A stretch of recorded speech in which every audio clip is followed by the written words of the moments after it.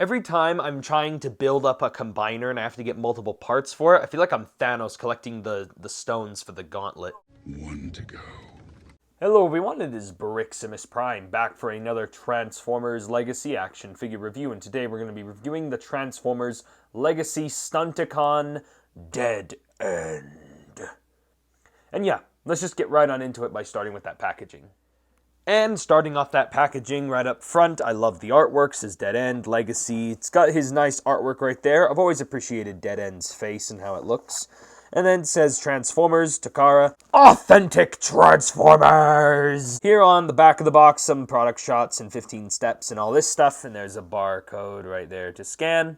And then once you scan it, takes you to Hasbro, has a little gif of Deadend, says his name's Deadend, he turns into a sports car, he's a Decepticon, he's part of the Stunticons, and it says he has an air gun, a compressor air blaster that blasts air at 40,000 psi. Deadend thinks it's pointless to keep fighting in the Cybertron War, and when he's not being forced to fight, he spends his time shining himself. That's nice.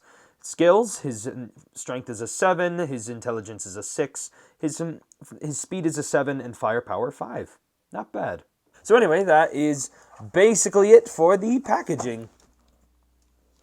And now getting into Deadend's only accessories, he has these metallic purple and black blasters here. They look pretty good. They're both identical to one another.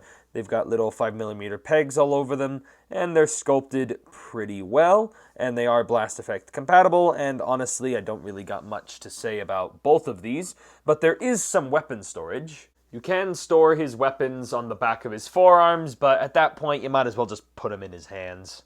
And here is taking a look at Deadend's head sculpt. It looks very good. I like how, accurate to G1 it looks. I mean, it does look like Deadend. I like the orange faceplate, the purple visor. Would have liked maybe some light piping. I don't see any reason why they couldn't have included it, but would have been nice. Coming down the chest here, I like this glossy black with that metallic silver. Really makes this guy really shine, especially with that Decepticon logo to really top it off. And overall, I think the kibble management and transformation made this guy look pretty well in vehicle mode, at least from the front.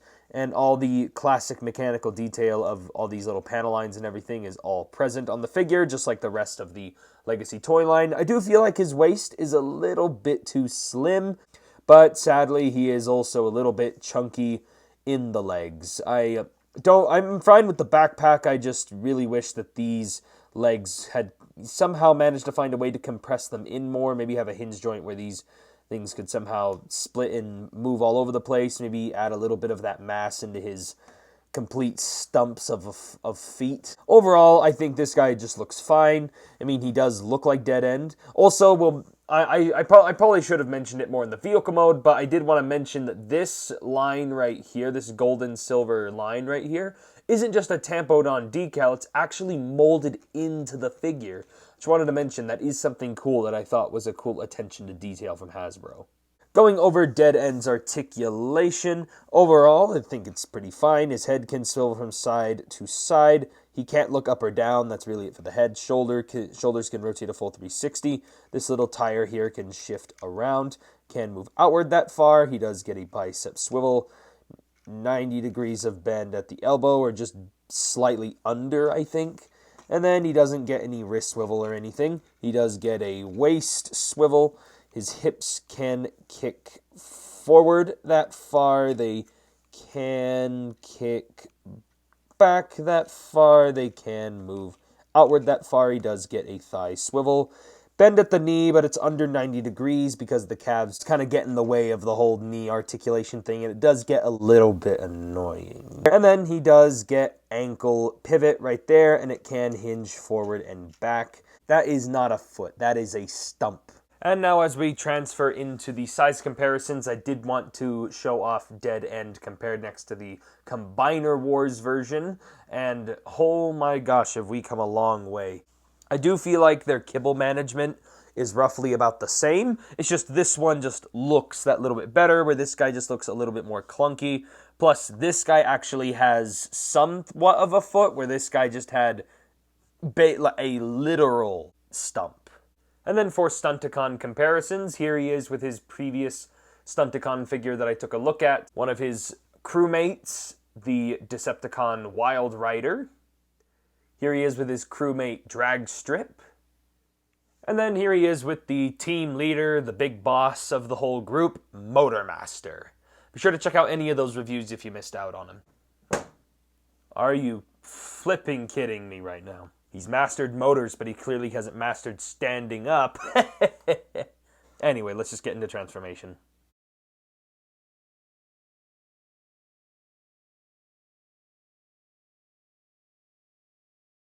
Also, just wanted to make a quick side note. Just like my previous reviews, we're not going to be taking a look at the combined mode. We're going to look at that in the final Menasor review. Anyway.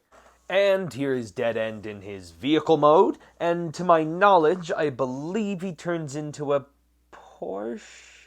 I don't know. I'm not a car nerd. I don't like these headlights. They look impractical. They're staring straight up.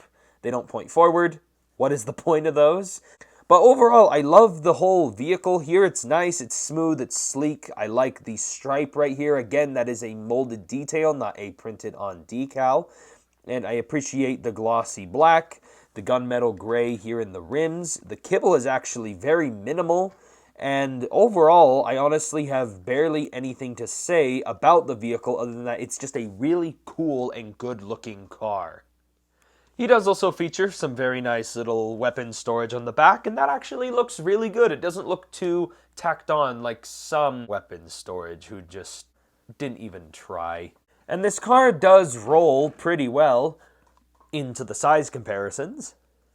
Here is the new Legacy Deadend compared next to the old Combiner Wars one, and again, as you can see, they do both still have the stripe. This one has more of a Decepticon logo. I do like that both of them do have the glossy black. I do feel like this one has a more modern kind of look to the car, and it does look a little bit more appealing, but this one overall takes the cake in my opinion. Why did you take the cake? That was my slice of cake. Here we have the Transformers Legacy Wild Rider in his vehicle mode. Honestly, I really do love a lot of these Stunticons in their vehicle modes. Again, amazing vehicle mode, case in point, here with Drag Strip as well. Though Drag Strip here does have the benefit of being a really, really hypercharged, almost bordering on sci-fi dragster car, which does really emphasize him being just that little bit cooler. And then finally, here is Dragstrip compared next to the Commander class Motormaster. Obviously without his trailer, but I don't think it's quite necessary to emphasize how big this guy really is compared next to the sports car, which I think these actually are in a pretty good scale to each other from a truck to a sports car. You're not falling over this time, not as a truck for sure. Really?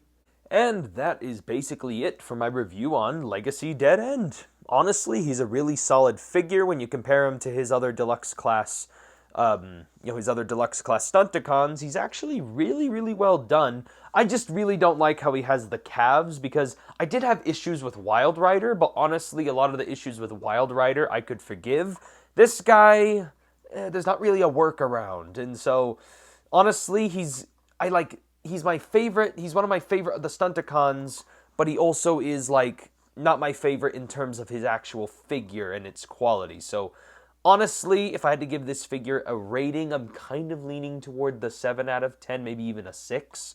But overall, I still love the figure. The vehicle mode rocks, and the accessories are simple yet satisfying. And then also, before I end off the review, I did want to make sure that I did get some nice group shots of him together with the rest of the team. I do still need to get my hands on a breakdown. Fine. I'll do it myself. And yeah, that is really it for this review. The 7 out of 10, 6 out of 10 kind of range. And yeah, I like the figure. He's good. It's Deadend. And we're one step closer to getting to finishing Menasor. So yeah, if you guys enjoyed this video, give me a like on the video, comment down below what you guys think, subscribe to the channel for more Transformers and action figure videos, and I'll catch you guys next time.